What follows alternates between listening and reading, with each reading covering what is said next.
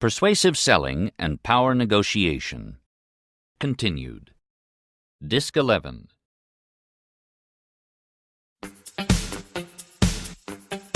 This is a Bandwagon Media Services production for IMI Incorporated. David Palmer develops negotiations and management programs for companies from Nike to Hewlett-Packard and IBM. A Fortune 100 company required his training for all its buyers worldwide. He is a CPA, MBA, and PhD, designs and delivers negotiations workshops throughout the world, and teaches in Santa Clara University's MBA program. It was in my fourth year as the chief financial officer for a semiconductor company in the Silicon Valley. We had created 4 subsidiary companies, 3 in Europe and 1 in Japan. As a result, I was officially the chairman of the board of each of the subsidiaries, so when the Japanese tax authority had questions about the first 2 years' tax returns, I had to travel to Tokyo. Now, if this situation had arisen in the U.S., our public accounting firm would have met with the IRS and handled the matter. But this was not the United States, and the Japanese take a very different view of taxes. In fact, there are 2 countries in the world that do not consider negotiations acceptable when it comes to taxes: Germany and Japan. Taxes are very negotiable everywhere else in the world. Well, the tax authorities I had to meet with were in a district office over an hour outside of Tokyo, so distant from where foreigners traveled that as we walked from the train station to the tax authority, small children would stare at me because they'd never seen a Westerner before. The final negotiations took 2 meetings. In the late afternoon of the second meeting, I was sitting next to my managing director on one side of the conference table, while 3 elderly Japanese tax officials were on the other side. We'd finally reached an agreement that I considered to be fair for both sides. I thought we were finished, but began to wonder about the unusually long silence that echoed throughout the conference room. Then, after a brief exchange between the authorities and my managing director, he turned to me and said, "They have one more request, but I'm embarrassed to ask you." And I said, "That's okay, just ask me." And he said, "They will agree to all of the issues we discussed if you agree to one final condition." "And what's that?" I said. "The condition is that you never return." You see, one of the key issues for the Japanese tax officials was loss of face. The official position of the tax authority is that they don't negotiate. The authorities make a decision, and that's it. However, in this case, when faced with a foreigner, they had decided to negotiate, but they were only going to do it one time. Their official and personal sense of who they were required them to ask that these embarrassing negotiations never happen again. You must know and understand the self-image and emotions of the person you're negotiating with. They are just as important, and in many cases, more important than a negotiation or the deal itself.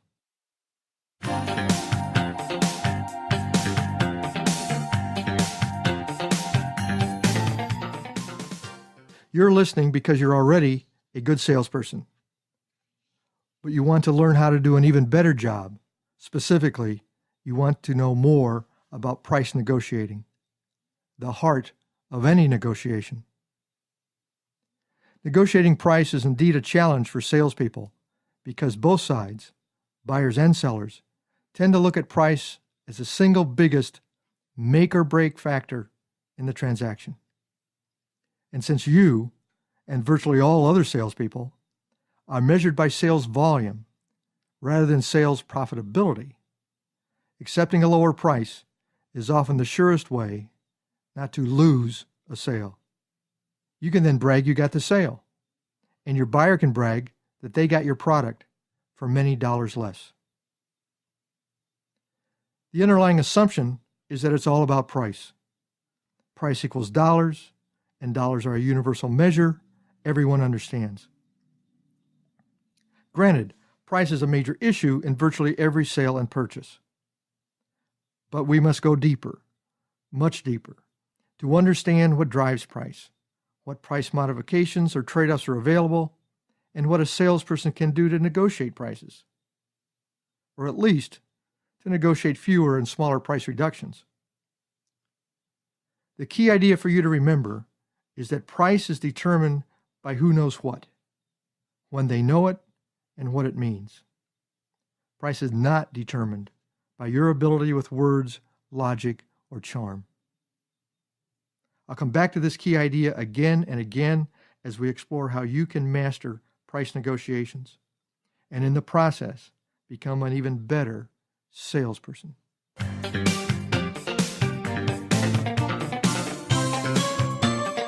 Two heads, not one. You must discover and pay close attention to what is going on in the other person's head, as well as what's going on in your head. Words have two levels of meaning, the literal, dictionary meaning, and the more complex, associative meaning. For example, the dictionary definition of negotiation is reaching agreement through discussion and compromise, while the meaning many people associate with negotiation is to win or lose related to price, more battle than compromise. You, as do most of us, operate every day assuming that the literal meanings and associative meanings of words in your head are the same as words in the other person's head. Brief reflection tells you that this is a false assumption. What each word means to you is not what those same words mean to someone else. True, but what you may not realize is the extent of the differences of word meanings. If you pay close attention to a number of people over a long period of time, you'll discover that the meanings of the words in your head are so different from the meaning of those same words in another person's head that it's like speaking a foreign language, even though it's all still English. Specifically, the meanings of the words in your head are so different from the meanings of the same words in the other person's head that you must translate the words you hear, just as others must translate the words they hear from you into the meanings they have in their heads. This reality is the primary source of misunderstandings. It is also why it's so important to invest a lot of time to first truly understand the other person, and then second, to explain yourself. The alternative, better approach, of course, is to not operate on the assumption of universal word meanings. So, how do you do that? Well, you must consciously and continually remind yourself that your first task, and this is critically true in price negotiations, is to discover and understand what the other person thinks, how they think the way they do, and why they think the way they do, all the while paying close attention to the literal and associative meanings of the words both of you are using. Let's take a look at how Terry, a fairly new salesman at Universal Parts Company, normally handles that dreaded objection, "Your price is too high." Terry's worked very hard over the last 3 months to get an appointment with Pat, the senior buyer at General Products, Inc., a big manufacturing firm. Terry knows that General Products buys what he's selling. He just needs a chance to sell Pat, the senior buyer, someone he's never met until today.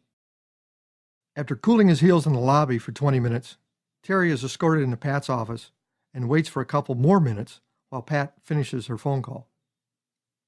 Pat hangs up the phone, sits back in her chair and says, "What do you got, kid?" Terry says, "Quite a lot, Miss Smith, and I'd be pleased to tell you about it," as he launches into his carefully prepared sales pitch. After listening carefully for about 10 minutes, Pat raises her hand for Terry to stop and says, "What's the price?" Terry, a bit surprised, recovers and says, $10 per hundred. At that point, Pat looks very surprised, leans forward, and shoots back, "Your price is too high." Now let's stop right here and figure out what's going on in Pat's head and in Terry's. Pat, the experienced senior buyer, probably has a very good understanding of what Terry is trying to sell because she did her homework before the meeting. She also knows what competing products cost, their relative quality, and how well they fit general products requirements. Pat also knows that Terry is new and relatively inexperienced, so she takes an aggressive tack and immediately asks for a price reduction. In fact, it's safe to assume that regardless of what Terry quoted as a price, Pat would have said the price was too high. Pat's strategy is to try to get her first price reduction quickly and then work down from there. Terry, on the other hand, isn't thinking about what's going on in Pat's head. He's surprised at the price question and even further surprised at Pat's quick price challenge. Terry's not sure what to say, so he offers a 10% discount off of the list price, hoping that Pat will stay interested. What should Terry have done? Well, he's made 3 major mistakes. First, he should have started out with a lot of questions about Pat's requirements, so he could have better positioned his presentation later. Specifically, he didn't let her influence him before he tried to influence her, what I call the paradox of influence. Second, he should not have answered Pat's question about price. It was way too early in the process. He should have responded with more questions about quality, requirements, and delivery, as well as gained a detailed understanding about how and where his parts fit into the specific products General Manufacturing makes. He then would have had a much better idea of how his parts create value for Pat's company. Finally, and the key to this section of the program, Terry didn't know what Pat meant when she said, "Your price is too high." Just exactly what is high?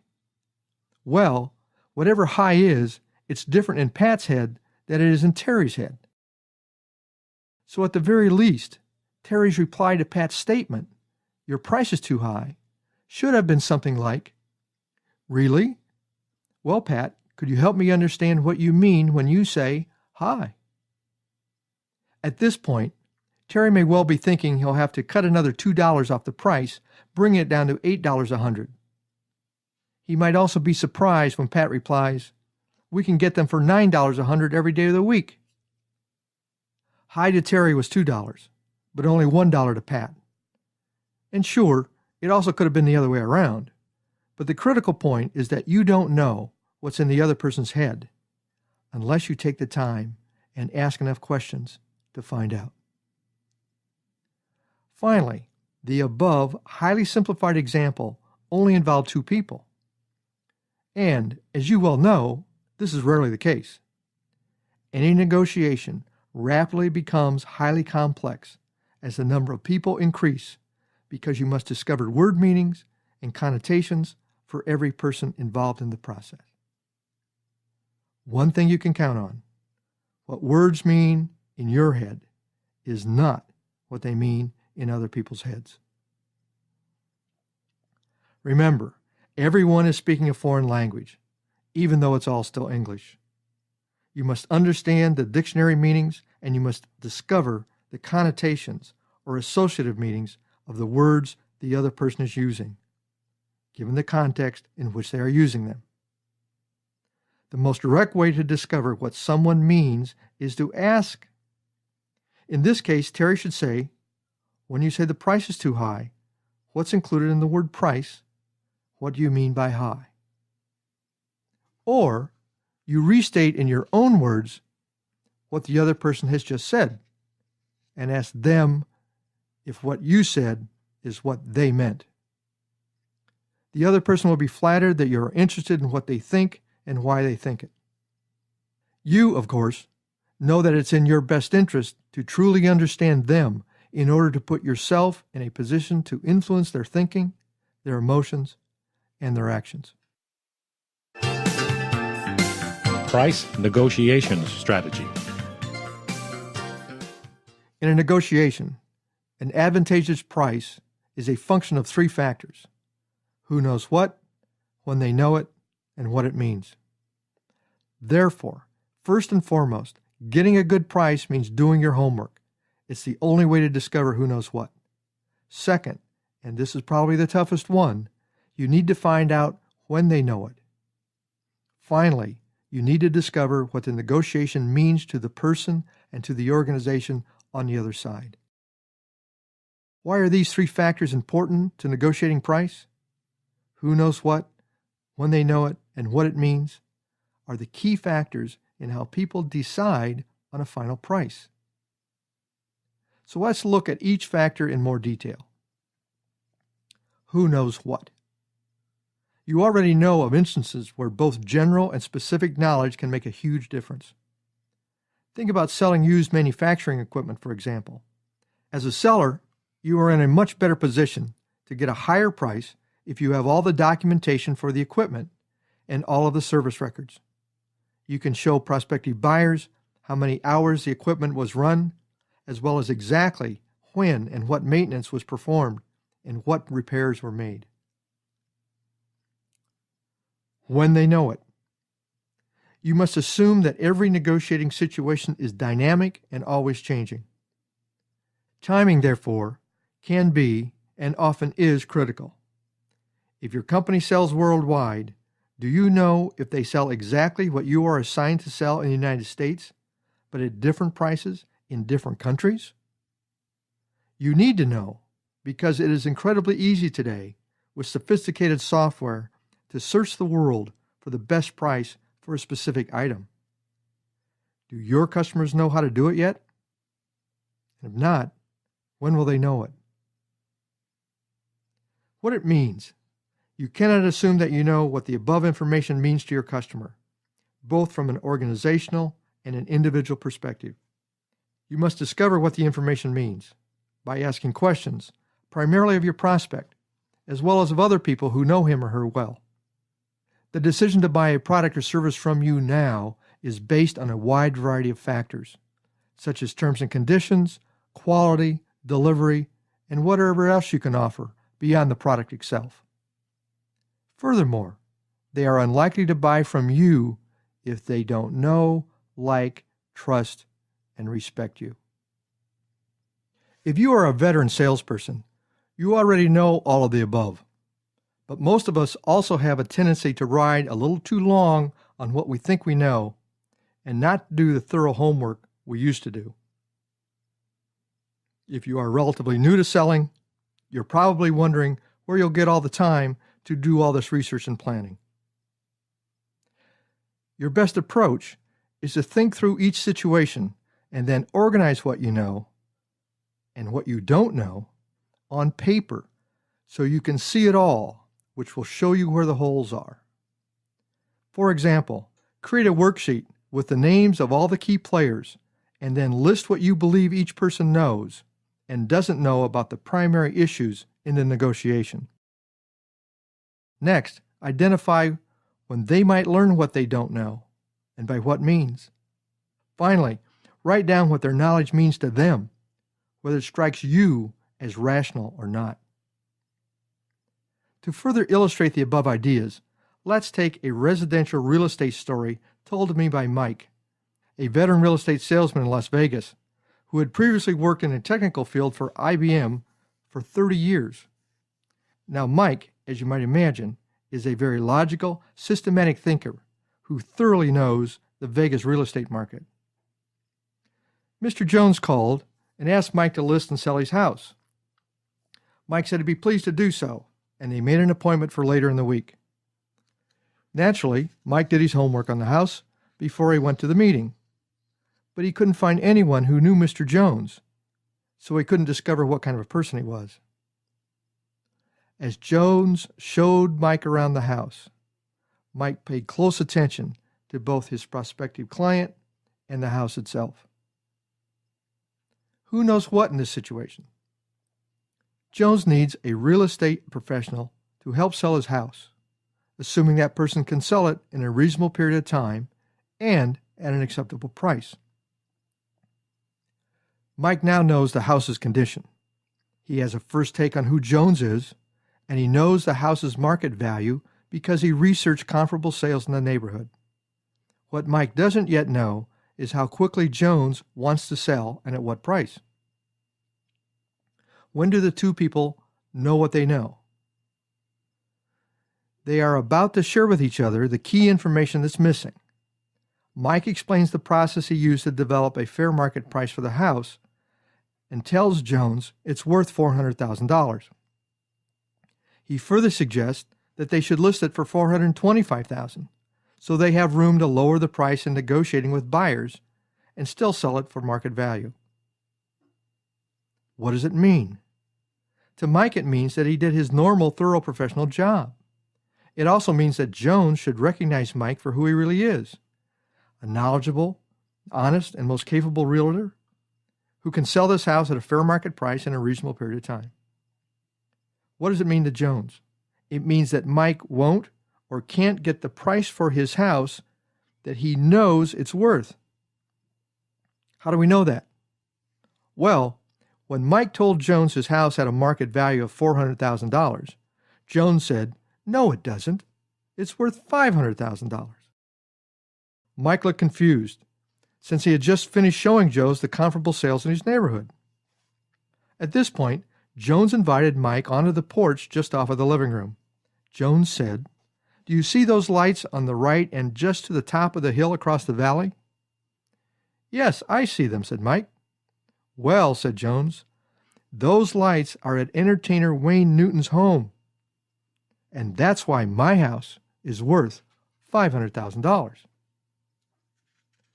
As you might imagine, there is no convincing Jones of his house's real market value, and Mike was not about to take a listing that wouldn't sell.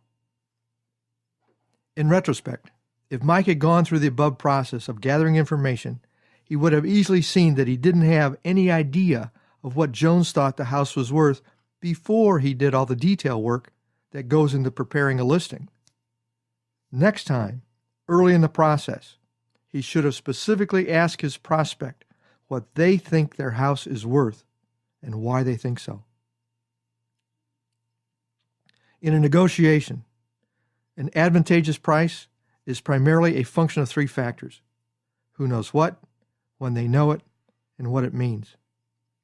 Therefore, first and foremost, getting a good price means doing your homework, detailed research on the organization and the people. It's the only way to discover who knows what.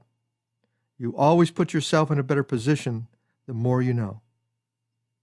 Second, and this is the toughest one, you need to find out when they know it.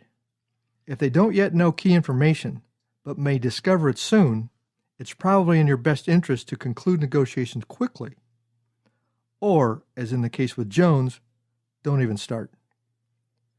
Finally, you need to discover what the negotiation means to the person and to the organization on the other side. Not only do words have their own meanings to each of us, but the outcome of a negotiation means very different things to each of us as well.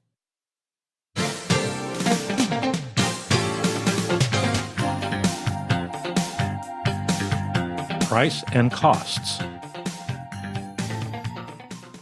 In price negotiations, the price is assumed to be the amount of money the buyer will transfer to the seller in order to own and or use certain goods and services. The accountant on the seller's side sees price as gross revenue. The accountant on the buyer's side sees price as a capital cost and or an operating expense. In other words, people have a strong tendency to look at a sale-purchase transaction very simplistically. Why do we do this? Because it's easier to see and understand the transaction in a uniform way by standardizing it with dollars. This tendency to simplify, in fact to oversimplify, leads to two very misleading assumptions. The first is that the value of a certain number of dollars to the buyer is equal to the value of those same dollars for the seller. The second assumption is that price equals cost. The transaction costs the buyer $10,000, the price of the seller's product. In a very limited sense, of course, these two simplifications are true. However, they mask underlying complexities, and it is in those underlying complexities that the astute price negotiator discovers advantages. But before we move to a specific example, let's dig a little deeper. Remember, when we use the word negotiation, it means we are going to reach an agreement through discussion and compromise. And when we use the word price, it means the amount of money or goods asked for or given in exchange for something else. So the two words, price negotiation, means we will be conferring with another person or persons in order to come to terms or reach an agreement on the amount of money or goods given in exchange for something else. Fair enough. However, price can also be defined as the cost at which something is obtained. So price can be seen as more than the amount of money or goods given in exchange for something else, because there are indeed many, many costs involved in every transaction, and not all costs are monetary.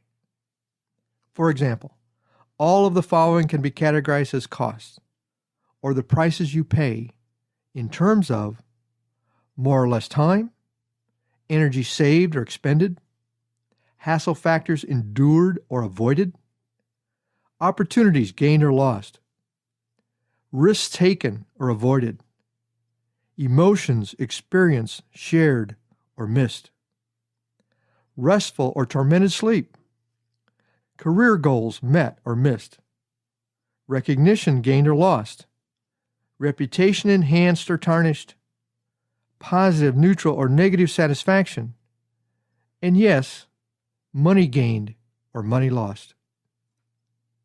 Great price negotiators think broadly and deeply about all the costs involved in a negotiation. They also look closely at each of those costs from both sides of the table, because they know each side sees different things when they look at the same thing. Let's start with the value of money. You already know that projecting and realizing cash flows, dynamic information, is more valuable than simply knowing your bank balance, static information. Therefore, knowing the cash conditions of both sides to a transaction is very valuable information. Terry did his homework and knows that Pat's company's sales are slower this quarter than expected. As a result, their expected cash inflow is also lower than anticipated. In these circumstances, Terry sees the possibility of offering Pat a special payment plan over the next 6 months for a slightly higher price than the all-cash price. In fact, Terry created a spreadsheet for Pat so that she can use it to justify buying now at a higher price instead of waiting until General Products' cash flow improves. In other words, the value of cash over time for Terry's company is less than the value of paying cash over time for Pat's company because of the respective cash flow situations. So what are the lessons for you? You need to know the financial condition of your company and your prospect's company. You also need to know the company's formal terms and conditions of sale, as well as what's possible. The formal terms and conditions typically don't change often, but what's possible usually depends on your or your manager's relationships with key people in the finance department. You do know who they are, and you've built relationships with them, haven't you? Good. Don't expect someone to help you, especially quickly, if they've never seen or heard of you before. The financial side of a sale is usually easy to understand, unless a lease or different currencies are involved. In those cases, you need to know when to bring in a specialist. Now let's move on to the cost side of a transaction. You need to develop a form to use for every price negotiation to make sure you don't forget to identify all the costs. The form should have 3 columns. The left column lists all the costs we'll discuss in a minute. The center column is where you describe each cost as it applies to you and your company in regard to the sale you're working on. The far right column is where you describe each cost as it applies to your buyers and their companies. Here's a list of typical costs in a negotiation. Add your own costs to this list as they apply to specific situations. Time, energy, hassle, opportunity costs, risks, sleep, career, recognition, revenge, relationships, self-image, learning, emotions. The power of this form is that it forces you to go wider and deeper in discovering what's really involved for both sides. And once you have a more thorough understanding, you'll have more options to create mutually beneficial trade-offs. For example, Terry discovered, by chatting up the receptionist, that Pat was interested in moving out of purchasing and into marketing in order to broaden her career.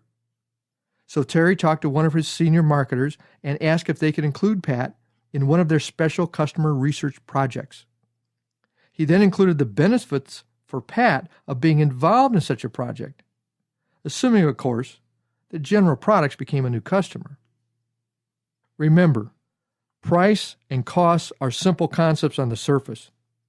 Your opportunities as a savvy price negotiator lie in understanding the value of various prices as well as all the costs involved for each side in general, but also in understanding the value for both companies involved and especially the individuals involved. Fewer arguments, more questions. In preparing for a negotiation, most negotiators, once they've researched the people, the company, and the competitive situation, focused on developing an extensive list of 1. Arguments for their side, 2. Objections to the other side's arguments, and 3. Counter-arguments to the other side's arguments, in order to at least neutralize, if not eliminate them. The underlying assumption of this approach is that persuasive arguments will convince the other side because the side who can present the most convincing arguments that appeal to the intellect or the powers of reasoning will win the negotiation.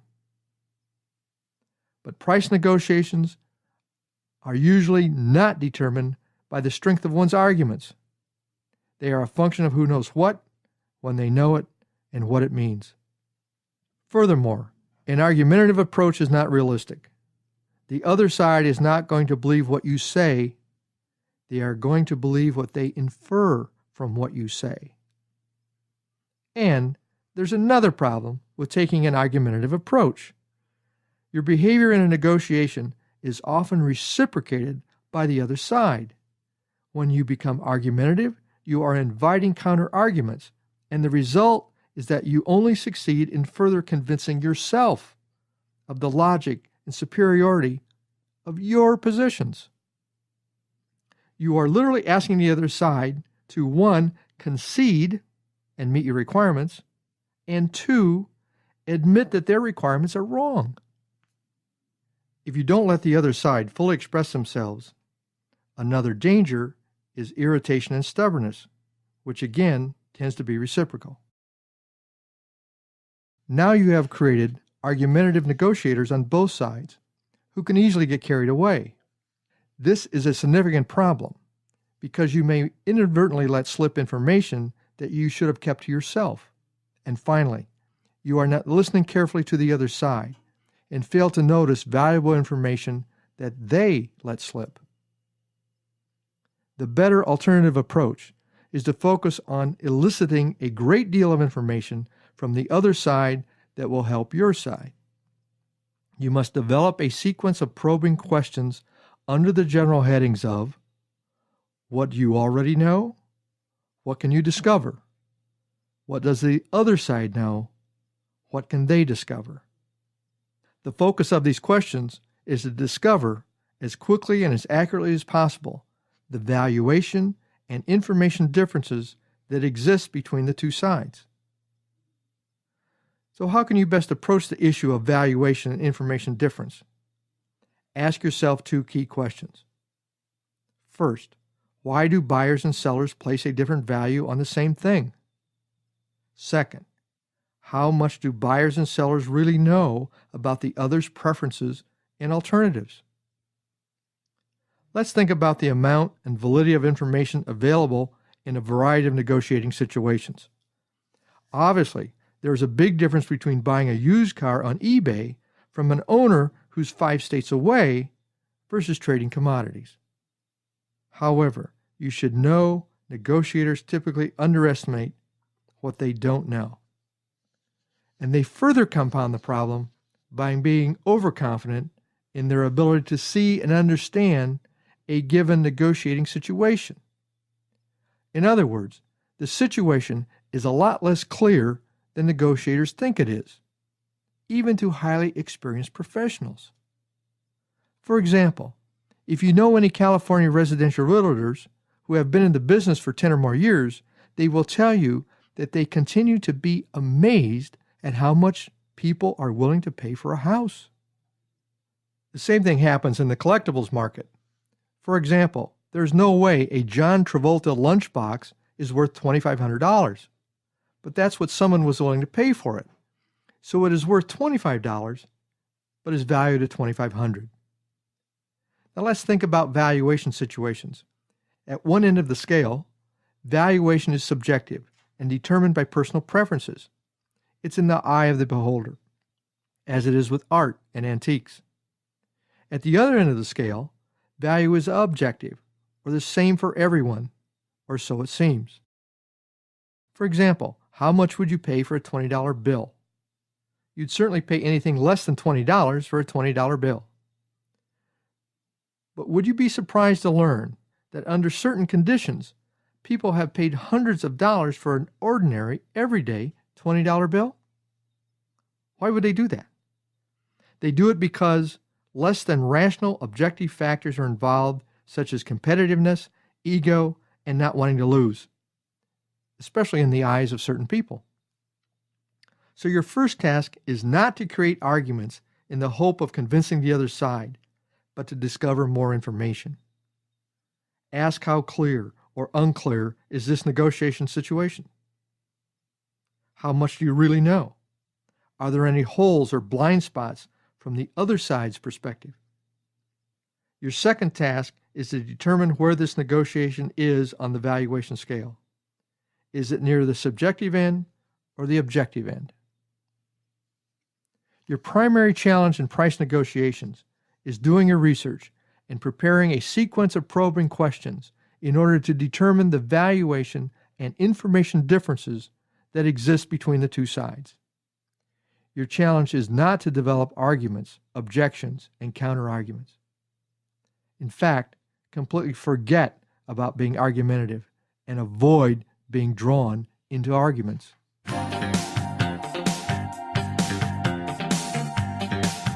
Frame your price. Negotiators, like all human beings, have irrational tendencies. One of them is to classify information by comparison. For example, your salary is a good salary if it is better than the industry average, better than your neighbors, or a better salary than you had at your last job. Such comparisons are useful to evaluate progress or performance. However, these kinds of comparisons can also be counterproductive. In a depressed labor market, a bad salary may indeed be good, versus no salary at all. You already know people react very differently to identical proposals when the perspective or frame changes. For example, most people calculate how good a deal they got on their new car based on the difference between what they paid compared to the manufacturer's suggested retail price, conveniently stuck to a window. In this case, the sticker price gives you a perspective or frame of reference for you to compare what you actually paid or might pay for the automobile. The sticker price is a base figure or frame of reference that negotiators use to judge offers, adding or subtracting to the base figure to make a judgment. So, since people like to classify information by comparison, you should provide them comparisons or frames of reference throughout your negotiations, but especially when you are negotiating price. In doing so, you make it easier for them to not only understand your price, but to also justify your price, both to themselves and to others they must convince. In order to use framing effectively, you first need to determine the other side's basic orientation. Are they primarily risk-oriented, or are they primarily opportunity-oriented?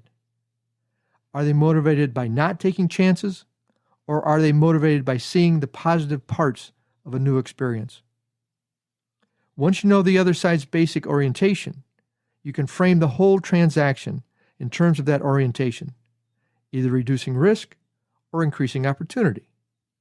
However, you need to include both risks and opportunities so your proposal is complete. Additionally, you need to frame your price. What is your product or services equivalent of the automobile manufacturer's suggested retail price? Is it your official list price? Is it your special sale price because of a certain promotion program? Or is it the price you choose based on your best judgment the first time you mention price? Regardless of what it is, choose your frame very carefully, because the other side will see it as your opening price, also known as an anchor in negotiating jargon. This is the amount by which they will compare all subsequent prices. In the other side's mind, they will be negotiating against that price. And you, of course, will be negotiating against the price they first mentioned. Terry uses the opportunity of casual conversations with Pat, the senior buyer, to discover her primary orientation toward either risk avoidance or pursuit of opportunity. Terry says, "How long have you been with General Products?" And Pat says, "It's been 3 years now." "Oh, really?" says Terry. "How did you happen to come to work for General Products?" Pat replies, "Well, I was with XYZ Company for 5 years, but they hadn't kept up with their new product development and were losing market share. Frankly, I didn't want to go down with the ship, so I moved over here." Or Pat might have said, "I spent 5 years at XYZ Company, but when I discovered Universal Products, I saw the potential for rapid growth, and I wanted to be a part of it." Terry continues to ask Pat similar questions and pays close attention to her answers in terms of her orientation toward avoiding risk or seeking opportunity. Once the pattern in one direction or the other is clear, he knows how to frame his proposal. Now, assuming Pat is primarily risk-oriented, let's see how Terry might handle the pricing question as he keeps the technique of framing in mind. Pat asks, "What's the price?" Terry says, "How many are you interested in buying?" 100, says Pat. "Okay, you want our best quality model, and you need them delivered no later than the 1st of next month. Is that right?" asked Terry. "Yes," says Pat. Terry checks his reference books, makes a couple of notations, and then looks up at Pat and says, "The price is $12 per 100. Naturally, Pat Smith, the senior buyer, looks very surprised, leans forward, and shoots back, "Your price is too high." Terry now knows to say, "Really? Well, Pat, could you help me understand what you mean when you say high?" Pat replies, "We can get them for $9 a 100 every day of the week." "I see," says Terry, with a thoughtful look on his face, as he lets the silence hang. Finally, with a slight but genuine smile, warmth in his voice, and an open face, which means he raises his eyebrows, Terry says, "Well, $12 per 100 is our price, and that is our best quality model, which significantly increases your mean time between failures, and they can be delivered no later than the 1st of the month, which guarantees you'll be able to ship your products on time." What has Terry done? Well, he's done 5 things. 1, he's appealed to Pat's orientation toward risk avoidance by reminding her of the quality and delivery considerations. 2, Terry has set an anchor, in this case, the first anchor, by being the first one to mention price. Pat will now be evaluating her success in the negotiation to the extent that she can get Terry to move off the $12 price. The third thing Terry has done is to push back, regardless of what Pat says next. Whatever Pat says, Terry's response is, in essence, no. Pushing back further drives the anchor price into the ground and signals that Terry is not an easy pushover when it comes to negotiating price. The fourth thing Terry has done is to signal that trade-offs may be possible. He did this by including in his response, and that is our best quality model, that you need delivered no later than the first of the month. The fifth thing Terry has done is to disagree without being disagreeable. His demeanor says he's a friendly, open person who does not want to argue. The subtext of his message is that Pat probably finds this offer unacceptable, not outrageous, and it's discussable. At this point, it's virtually impossible for Pat not to be thinking about how Terry's product, the product's quality, and its rapid availability compare with her other alternatives. And besides, Terry seems like a decent person who she can work with, but it looks like she'll have to earn it. And if you're Terry, this looks like a pretty good position to be in at this point. People naturally classify information by comparison. It's an easy and usually effective way to gain insight and understanding. Your challenge is to use this natural behavior to position your product favorably in the buyer's mind. First, discover if the other side is primarily risk or opportunity oriented by paying close attention to how they answer specific questions and look for a pattern. Second, be thoughtful about setting an anchor the first time you mention your price. Third, your first response to the other side is, in essence, no, regardless of what they propose. Fourth, signal that trade-offs are possible by including other considerations such as quality and delivery. And finally, know how to disagree without being disagreeable. You need to systematically gather information, not argue.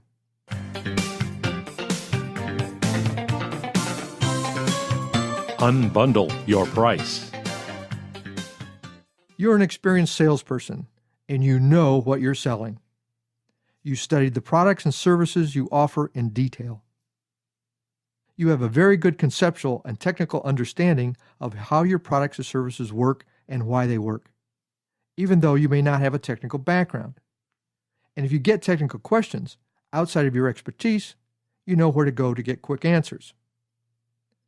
Furthermore, you not only know the strengths and weaknesses of what you're selling versus your competition, but you also understand the implications of your products and services.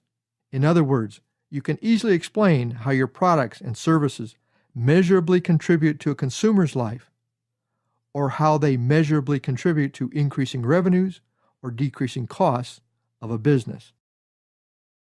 In fact, you know so much about what you're selling, and you have dealt with the information for so long, it's easy to assume that your customers know a lot of what you know. And it's especially easy to assume that customers both see and understand all of the features as well as the benefits. Most customers, in fact, don't understand, certainly not to the extent that you do. And even if they are fairly knowledgeable in the field, they have many other things to do and easily forget details. The details. Not only is the devil in the details, significant negotiating opportunities are there as well. Why? Well, in fact, most negotiators assume that the situation is clearer and more straightforward to both sides than it actually is. Most negotiators have an irrational tendency to be both underconfident and overconfident. As a negotiator, you are likely to undervalue your assets, as well as what you have to negotiate with. As a result, you are more likely to make concessions without getting an adequate return for those concessions. This problem is further complicated by the fact that the other side can sense your lack of confidence, which leads them to reduce their estimated value of what you have to offer. On the other hand, an even bigger challenge is your overconfidence. Negotiators have a strong tendency to believe they know, in advance, how a negotiation should end. As a result, there is a tendency to shut out or disregard new sources of information and to refuse to consider alternative and creative solutions. So, what's the antidote to these tendencies, other than vigilance? One approach is to unbundle your price. Take what you are selling and break it into 3, 5, or 7 chunks, and then assign prices to each chunk, whether you actually offer them separately or not. Ask for help from a financial or marketing person, if necessary, to work with you on assigning prices because you want them to be reasonable. You also want to know the assumptions behind each price. Now take each chunk and, using words that you understand and words you know the customer will understand, describe each chunk. Next, list the features for each chunk. And yes, assign and write the benefits that will accrue to the other side for each chunk. Finally, make reasonable and conservative assumptions about the financial value for each of those benefits. Again, you may want to work with your new friend in finance or marketing. You must know the key elements and the logical assumptions made for each benefit. Now, depending on the complexity of what you're selling, you may want to go through several iterations of the above process. In other words, take each of your first chunks and break them into 3, 5, or 7 sub-chunks. And then take each sub-chunk and break each of those into sub-sub-chunks. When you're done, you want a logical organization of what you're selling in much greater detail than you have now. Furthermore, you will have assigned prices and values to each sub-chunk. And here's the payoff. If you compare the value of any one of the sub-chunks to the price your customer must pay for it, it's a bargain. And if you add the value of all the chunks and compare it to the total price, it's a huge bargain. Not only are you providing convincing evidence for your customer to buy, but you are also providing them with valuable information in order to help them convince others. Every business is in the service business, whether they sell products or not. So let's take a look at a professional services situation. Terry is now talking with Pat about a consulting assignment where Terry's colleagues would study the organizational structure of a 500-person division and recommend structural changes. Terry has already quoted Pat $100,000, but she's resistant since it's difficult for her to see all of the benefits of simply reorganizing who does what and who reports to whom. So Terry decides to unbundle his price, which he should have done before quoting a price for the assignment in order to avoid this level of resistance from Pat. Terry says, "I can see, Pat, how you might think it's a lot of money for a new piece of paper with lines and boxes on it." Pat just looks at Terry with a small smile on her face and slowly nods. "Well," says Terry, "let's take a look at all of the findings that will be in your final report. First, as you expect, you will find our recommendations on structural changes for the division, who reports to whom, roles and responsibilities, and information flows. Our approach focuses on increasing the division's effectiveness, specifically achieving its stated goals. This means we'll work with both senior management and the division's management to develop both written goals and appropriate measures so everyone knows what's been completed, where they are each week, and what still needs to be done." "Yes," said Pat, "we've been over this before." "Right," says Terry. "However, what I should have explained earlier is that in order to do the above work, we necessarily have to investigate a number of key subparts of the division in order to reach the organizational change recommendations." "Such as," says Pat. "Such as people and processes," says Terry. "What would be the value to you of an objective assessment of every manager in a division?" He continues, "Furthermore, you don't just get a paragraph or two on each manager. We assess them on attitude, management skills, and leadership potential, and then double-check our conclusions with their respective bosses, peers, and subordinates.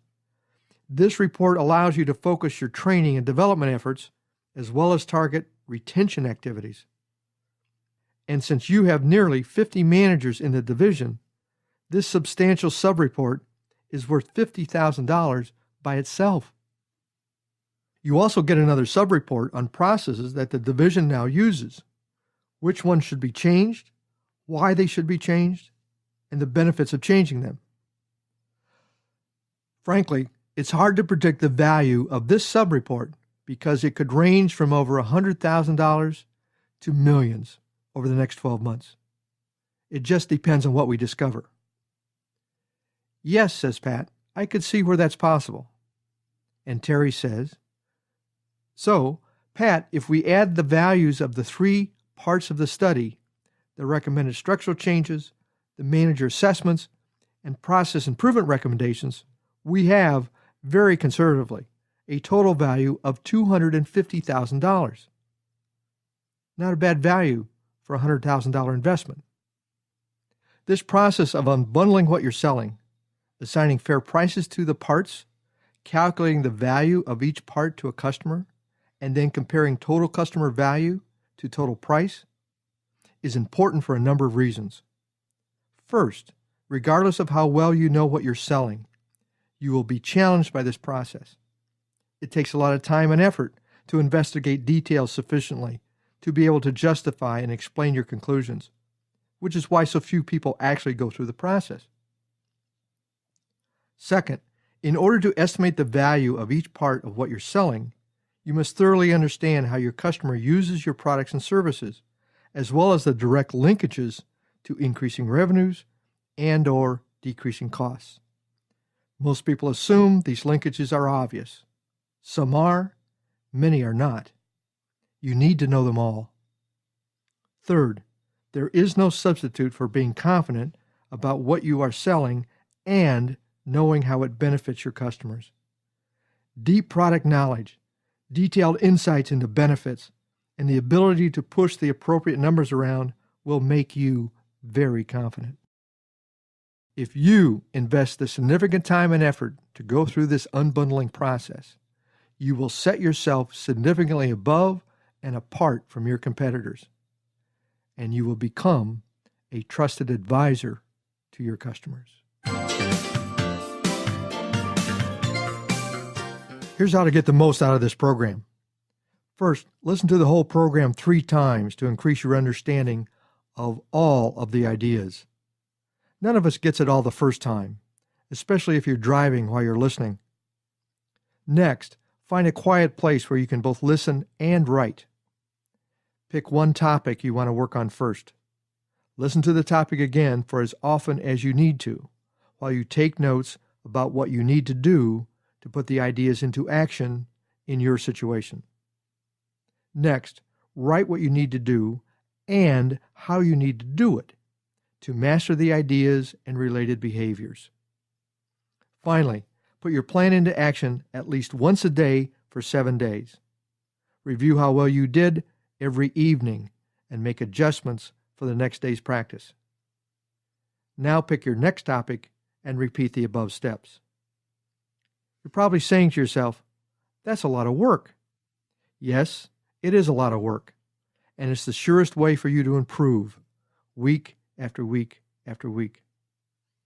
And most people won't put in the time and effort it takes. But you decide now to do it, and then act on your decision. And if you do, you'll have the knowledge and skills to be a truly dangerous price negotiator. Go do it. Thank you for listening to this brief program on price negotiations by David Palmer. Knowing how to negotiate, specifically knowing how to negotiate price, is crucial to your professional success. As one woman explained, using Dr. Palmer's methods, I make fewer assumptions and more sales. I now understand how valuable a structured approach to negotiating can be. Becoming a savvy negotiator has personal benefits as well. One participant in Dr. Palmer's workshops maintains, anyone who's used Dr. Palmer's methods should be required to include a warning on their business cards.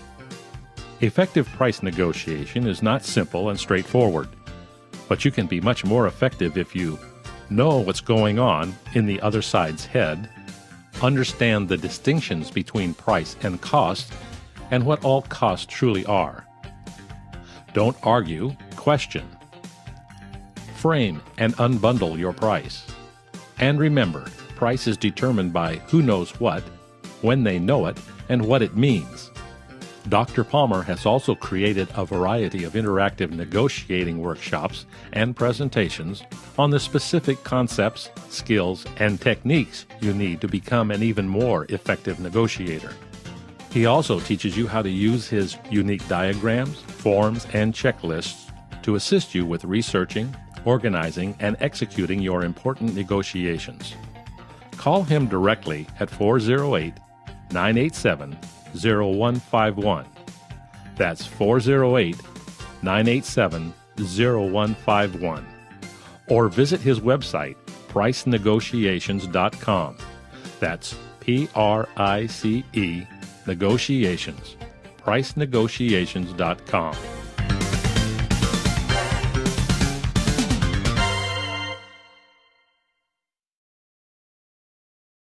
This book is continued on Disc 12.